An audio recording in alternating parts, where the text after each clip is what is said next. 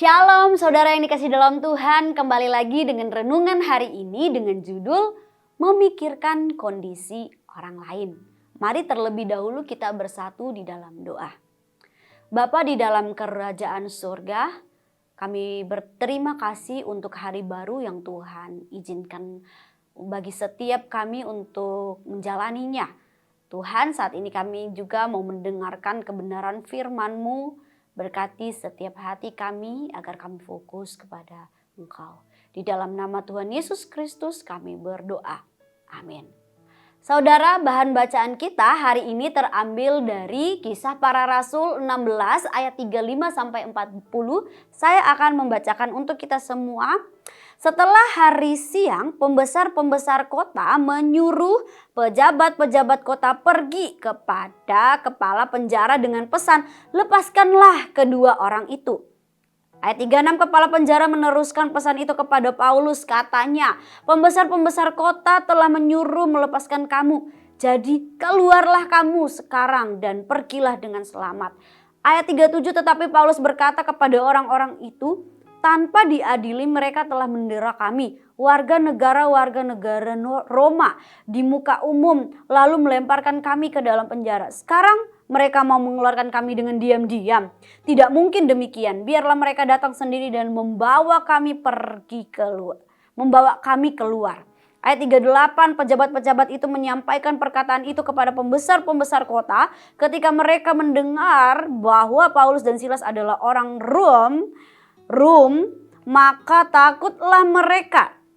Mereka datang minta maaf lalu membawa kedua rasul itu keluar dan memohon supaya mereka meninggalkan kota itu. Lalu mereka meninggalkan penjara itu dan pergi ke rumah Lydia, dan setelah bertemu dengan saudara-saudara di situ dan menghiburkan mereka, berangkatlah kedua rasul itu. Amin. Saudara, Paulus adalah warga negara Roma, jadi dia punya hak istimewa. Dia tidak bisa dihukum seenaknya dan harus punya kesempatan buat untuk membela dirinya dulu sebelum keputusan akhir diambil. Apakah dia bersalah, apakah dia harus dihukum atau tidak gitu. Nah, Paulus punya hak istimewa ini saudara, tapi saat ditangkap dia diam. Ketika dibebaskan baru dia tuntut haknya. Aneh. Karena kalau kita jadi dia pasti membela diri sebelum dihukum. Sebelum kita dihukum pasti kita bela diri. Tapi Paulus enggak begitu. Mengapa dia kelihatannya sepertinya enggak konsisten? Ada dua pendapat. Pendapat yang pertama menjelaskan bahwa Paulus sebenarnya tidak konsisten, tetapi kurangnya kesempatan untuk bicara di situasi ketika dia ditangkap dan dianiaya. Situasi panas dan kekecewaan membuatnya sulit untuk menjelaskan diri. Namun jika kita telusuri tulisan-tulisan Paulus, kekurangan konsistensinya tidak hanya berkaitan dengan situasi tersebut. Terkadang dia diam, terkadang menuntut haknya.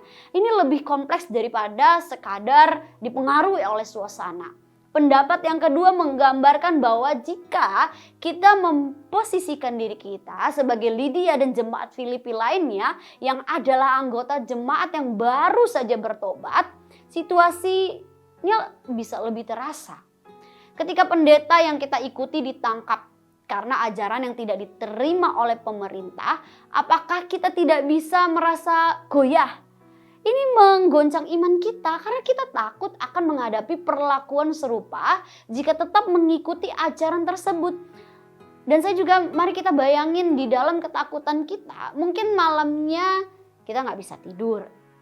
Kenapa? Ya karena kita takut gitu ya. Kemudian besok paginya gitu ya, di tengah malam kita ketakutan, besok paginya diketok pintu rumah kita, ketika buka ternyata pendeta kita sudah bebas dengan pembesar-pembesar negara di belakang dia yang nyamperin pendeta kita sendiri dan minta maaf secara pribadi, mohon supaya masalahnya tidak diperpanjang. Saudara, apakah iman kita tidak dikuatkan dan lidah kita berkata emang Tuhan itu luar biasa? Inilah kisah yang Paulus lakuin. Dan itulah mengapa ia ngotot untuk menuntut haknya di akhir. Dari ayat 35-40 yang sudah saya bacakan. Bukan supaya dia melihat dan balas dendam terhadap pembesar-pembesar itu, minta maaf padanya, tetapi supaya, ini yang menariknya harus kita perhatikan, supaya Lydia dan segenap jemaat Filipi lainnya bisa dikuatkan imannya. Semua ini menunjukkan ketika Paulus diperlakukan tidak adil dan dipermalukan di depan publik, dia tidak sama sekali mikirin dirinya sendiri. Tetapi Paulus begitu serius memikirkan kondisi iman orang sekitarnya dan begitu berdedikasi apapun yang Paulus bisa demi membangun iman orang lain untuk mencintai Tuhan. Saudara, dedikasi semacam ini apa ada di diri kita? Dedikasi untuk selalu berusaha membangun iman orang sekitar kita. Bahkan sampai titik di mana kita tidak menomorsatukan apa yang terjadi pada diri kita sendiri. Kiranya firman Tuhan ini menguatkan dan memberkati setiap kita yang mendengarnya. Amin. Mari kita berdoa. Tuhan, terima kasih untuk perjalanan kehidupan Paulus yang Tuhan tunjukkan kepada setiap kami. Tuhan, mohon ampun jikalau kami tidak memikirkan iman orang lain di sekitar kami. Kami mungkin saat ini hanya memikirkan diri kami sendiri, Tuhan. Tuhan, tolong kami agar kami juga memperhatikan kondisi iman orang-orang di sekitar kami. Pakai kami untuk membantu setiap mereka juga merasakan dan mengenal kasih Tuhan. Sehingga mereka juga sama-sama bisa berkata, memang Tuhan kita itu luar biasa. Tuhan kita Yesus Kristus. Terima kasih ya Tuhan Yesus, terpujilah nama Engkau. Haleluya. Amin. Soli Deo Gloria.